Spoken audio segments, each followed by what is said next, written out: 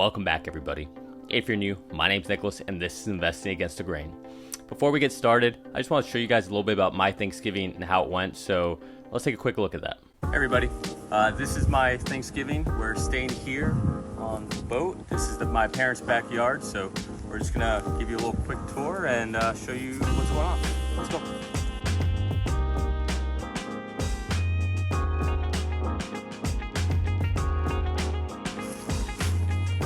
This is Jax. Jax is our puppy. You guys probably seen him or heard him in the background in some of the videos. He's a sea dog now.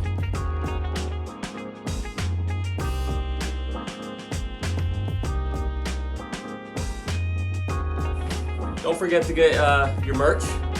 All right, we have a link down below in the video, so feel free to go on there and buy some merchandise.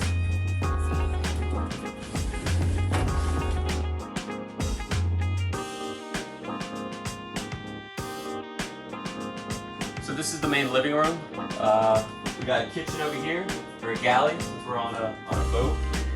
Our bedroom's all the way down there. That's where we're staying. That's the master bedroom. But why don't we go upstairs? Come on.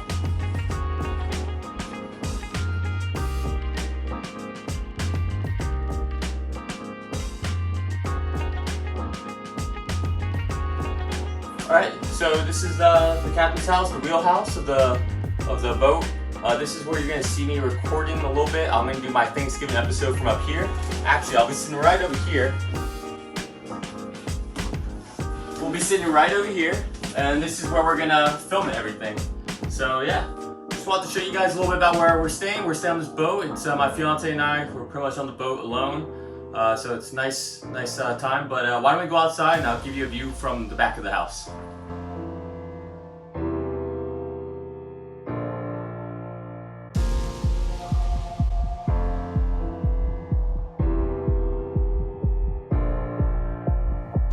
So this is the top of the boat. As you can see, we got a little crane here to take the dinghy off. See over there, got my grandmother, got my mother, all hanging out, getting ready for Thanksgiving dinner. Got a little grill. But yeah, so this is pretty much what's going on with us. We're staying up here for the weekend, and we're gonna head back over to the west coast of Florida. Pretty interesting morning in the stock market. It was only open for about 12 hours, or 12 hours, excuse me, from 9 to 12.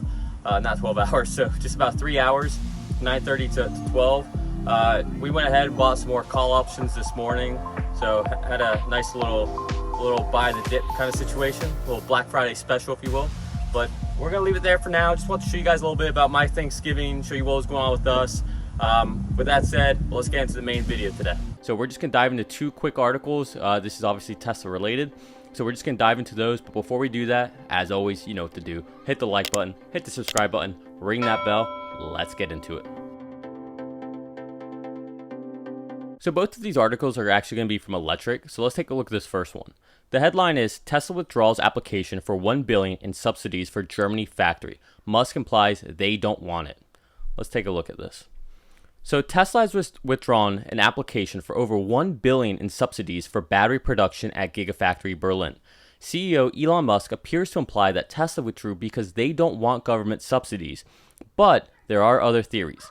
After announcing plans to build a large electric vehicle factory in Berlin, Tesla confirmed that the project would also include a large battery cell factory. If you remember, a lot of people were not happy about this. It would likely become Tesla's first in-house volume production of battery cells. Around the same time that Tesla made the announcement, the German government announced plans to invest billions of dollars in encouraging local battery cell production to support local electric vehicle manufacturers. Last year, we learned that Tesla applied for that government support. In September, we learned Tesla could be the biggest beneficiary of the new program and secure as much as 1.14 billion euros or 1.35 billion US dollars. A spokesperson for the German Economy Ministry confirmed the news in a statement. Tesla continues to stick to its plans for the battery factory in the Gigafactory Berlin, Brandenburg, but will do without the IPCEI funding. After the news came out, CEO Elon Musk made a comment that suggested Tesla withdraw the application because it doesn't want any subsidies. Well, here comes the real, potential theory or controversy. It has always been Tesla's view that all subsidies should be eliminated but that must include the massive subsidies for oil and gas. For some reason, governments don't want to do that. And this came directly from Elon Musk, right? It was something he tweeted earlier today. While the comment is not as clear since it doesn't directly reference the application, it's how his comments is being reported. However, there are other theories as to why Tesla withdrew its application. The Financial Times went into the details of the program and found a clause that might be the cause of the withdrawal. Companies are not eligible for the funds if they have already deployed the same battery production at another plant. And as we know, Tesla is piloting this over in California in the Kato plant. And this might be in Giga Austin already, right? We don't really know the full extent of it. I don't think the battery plant portion of it is even remotely close to being ready, but that is another element. The publication suggested that ongoing delays in achieving approval to start production at Gigafactory Berlin could make Tesla ineligible for the funds since it's also deploying battery production at Gigafactory Texas and Shanghai. Tesla also already produces its own cell batteries at pilot production plant in Fremont, California. I think what they're referring to there is Kato. Anyways, so putting all of that to aside, I think the real, problem here for Tesla is that now we're seeing that for Giga Berlin to open, there might be yet another month of protests where the public can come out and talk about it and just essentially delay the opening of Giga Berlin and production. Now, hopefully that doesn't happen.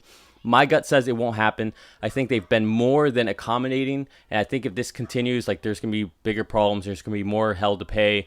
Not that Elon and Tesla can do much, but they can make a lot of noise. So I think what they're doing here is, besides what Elon said, which, okay, maybe 10% is that. I think the bigger part is they don't want to risk any more potential delays. All right, so that's this article. This came out today. I don't think it's that big of a deal. It's $1 billion. Yes, it's a lot of money, but in the big scheme of things, with the way Tesla's just printing cash right now, it's not that big of a deal. And if it means that we can start production sooner, I think that's what's more important. And I think that's what Tesla and Elon are thinking as well.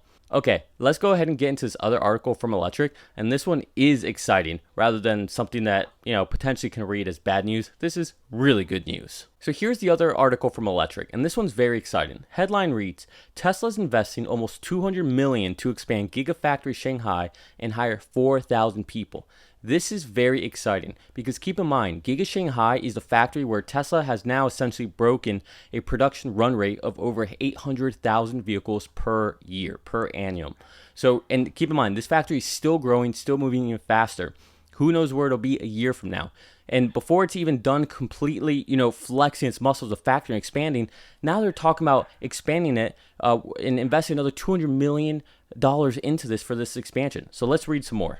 Tesla has indicated that it plans to invest almost $200 million to expand Gigafactory Shanghai and hire 4,000 more people. Gigafactory Shanghai has been an incredible success story for Tesla. The automaker achieved an annualized production capacity of 500,000 electric vehicles at Gigafactory Shanghai within 2 years of starting production at the new factory. Clearly, this is not taking into account the current October numbers. It might be the fastest production ramp of any car factory ever. All right. The biggest knock on Tesla used to be that Tesla doesn't know how to make vehicles. And that's why GM, Ford, Volkswagen, everybody else would, at the end of the day, outmaneuver Tesla. Yet here they are essentially ramping up a factory faster than any other car company ever. That's incredible. Now Tesla has filed with the local government for an expansion of the plant worth up to 1.2 billion yuan or $188 million.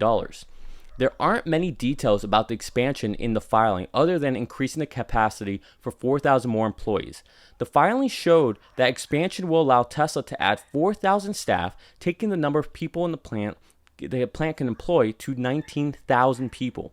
There will be no change to the models the factory currently produces according to the filing, which also did not specify how much production capacity will be increased. So I don't know if the filing says that there will be no added or if it just didn't indicate. Because if they, who knows what this could be, right? Maybe this is for a Model S and X line in Shanghai. Maybe this is for the Model 2 factory, right? I mean, who knows? Or the 25,000 vehicle, whatever you want to call it. The automaker also plans to eventually produce a 25,000 electric car designed and engineered in China. But the project is expected to still be a few years out. I don't believe that. I think it's happening a lot sooner than we think. I think 2023 production will start, and I think it'll be announced either by the end of this year or sometime 2022. Who knows? Maybe that's what the whole December 9th event is, the big rumor, right? Maybe that's the announcement. Who knows? Recently, Tesla turned Gigafactory Shanghai into its new export hub. It was previously in Fremont Factory. The factory is increasingly becoming a major part of Tesla's operations, as is the Chinese market. As we recently reported, Tesla has been able to maintain an impressive output of over 54,000 vehicles out of Shanghai over the last few months. Now, China's not just a big deal for Tesla, it's a big deal for everyone. China's the holy grail. It is the biggest car market, it's the biggest EV market, bar none. So winning China wins the EV race. So this is a big deal for Tesla. If maintained over the long term, it would already exceed the planned capacity of 500,000 vehicles currently disclosed by Tesla. We've essentially already exceeded that. All right, at this point, this is going to be a 1 million vehicle factory. And I also think that Berlin and Austin are going to be 1 million plus factories as well, right? So I think what we see here with Shanghai is going to be the footprint that we see with these other factories. And it's what I've talked about. People keep talking about, well, where's Tesla going to open up the next factory? Well, in my opinion, I don't really see them opening factories in other countries as much as they plan to expand the current footprint, right? Why would you spend all the time and resources to create your pipeline and create your supply chain within a given region just to go build the plant somewhere else? Why not continue to expand? Notice they did it in Grudenheim, just outside Berlin, where there's actually a lot of land. They did it in Austin, where Tesla keeps buying up more and more land all around the surrounding areas of where Giga Austin is. And same thing's happening with Shanghai. So I think that this is going to be a continual repeated process. Not to say they won't open up another factory somewhere else, another country, but I think what their thought is, let's expand where we are, because once we have a strong supply chain there for vehicles, parts, processes, right, then we can just, capitalize on that, right? So it's vertically integrated, but also to expand within those factories, within the land and, the acreage within that area. So I think that's what they want to do to maximize the locations. I think this was, a thought that they had 10 steps ahead. They're playing chess. Everyone else is playing checkers. With that said, we're going to wrap this up. Just a quick video. I just want to show you guys a little bit about what's going on with us, what our Thanksgiving is looking like. I've had a few people in the comments say that they don't know what Thanksgiving is. It's really just a tradition, a holiday in the United States. And, the genesis of it was breaking bread between the pilgrims who came from the old world to the new world and breaking bread with the Native Americans who had lived here. And the whole idea is essentially to give thanks for what you have, right? Just from the simple things, the food that you have on your table, and, just to give back and give thanks and take a moment to appreciate what we have. So happy Thanksgiving to all of you. I'm thankful for all of you, all of my subscribers, all of the people. Even if you haven't subscribed, it's okay if you haven't, because you know what? You can do it now by hitting the like button, hitting the subscribe button, ringing that bell. I love you all. Thank you for watching, especially when you guys had, this day off probably. But, thank you again. Please be safe. Enjoy the weekend, and I'll see you on Monday. Peace.